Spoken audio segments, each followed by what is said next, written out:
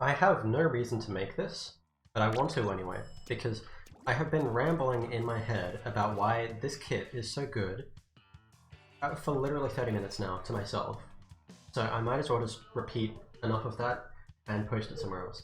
So first off, this weapon is really good at gaining map control and understanding what control the enemy has, okay? So what I have been using recently is I don't like to assess weapons based on, like, are they good at turfing, are they bad? But how fast can they paint any given area? So for instance, here is the Kensa Splatter Shot. If it wants to paint this square, it can do it in approximately, like, what, 1.5 seconds?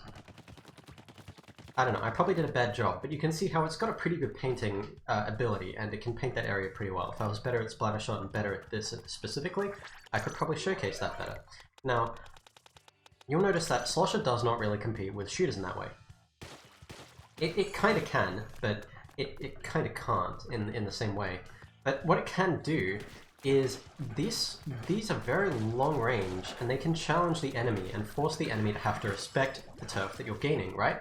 Because if they try and disrespect it, you're just going to go, haha, die. Obviously there's a couple exceptions like CDS that requires you to do something like this, but most weapons can't really contest that. Any weapons that can, you can do this for, right? So any weapons that you can't contest with your main weapon, you can contest with your special. And this weapon can generate it relatively fast. I'm running a special saber main here, but that's just my preferred way of playing with this weapon. And you can see I'm already at like 50%. And I can just get the rest of it in like, what, 5 sloshers or something? I'm not really doing the best showcase of it, but you get the idea. It's really quite efficient. And it obviously has a suction bomb, which also really helps with actually generating it. So it can use all of these different aspects of its kit to really manage a lot of turf. And make sure that you understand what the enemies control. Because obviously you can throw suctions around, you can actually try and make sure that the enemies can't challenge the turf directly, and you have missiles.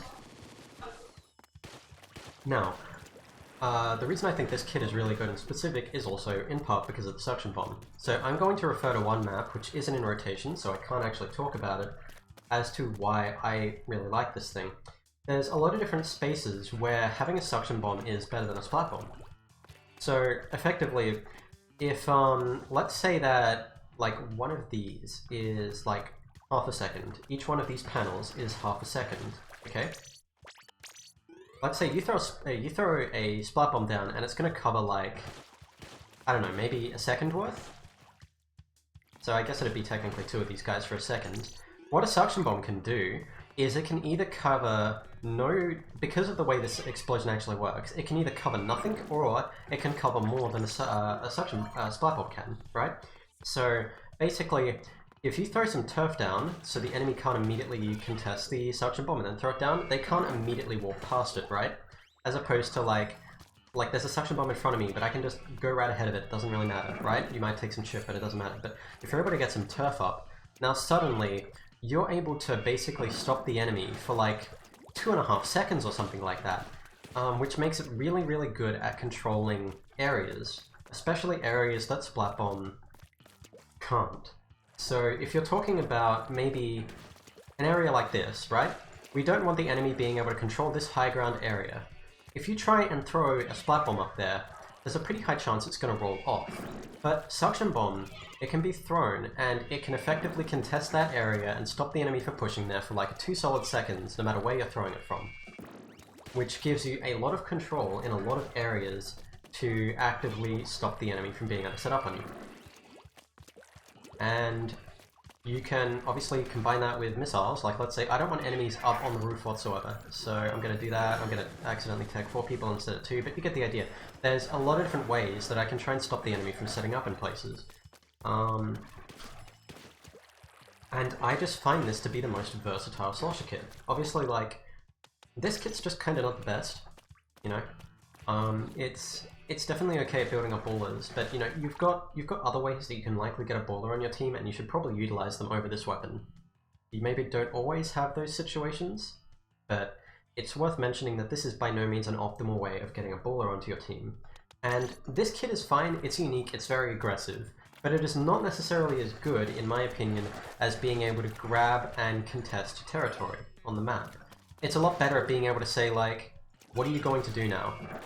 You know, that's like what this kit's all about. Like, what are you going to do now? You can obviously just use it as general, like, slosher with a splat bomb kind of deal, but I think that overall, that's kind of the wrong way to think about weapons, right? You don't want to look at it as just, I have a weapon and it has this kit. It's, this weapon, in combining with its kit, is able to do these functions. And Soda Slosh does not really have the same territory claiming abilities, because Burst Bomb Rush, if an enemy can contest your range, Burst Bomb Rush is kind of terrible for that, right? Okay? I'm just going to build up a Burst Bomb Rush and try and demonstrate why it's not good at that, okay? You might be able to theoretically use it in that kind of way, but Burst Bomb Rush is best used in situations where you're just trying to go for something like this. Okay? If you're trying to go for something like this, it can be very difficult to aim it because of this, where any time that you're moving left and right, you're going to do this. And given your Burst Bombs are super low damage now, if you hit a bomb in this kind of way, instead of straight on, it's not going to do anything to an enemy. And then they're going to decimate you while you're just standing around and just like throwing bombs like this. So it doesn't have the best way of contesting people that are outside of its direct range, so you're going to have to maybe try and grab some turf and push up, and it doesn't have the best ability to kind of contest that turf. I find that V-Slosh is the best kit because it is able to do that.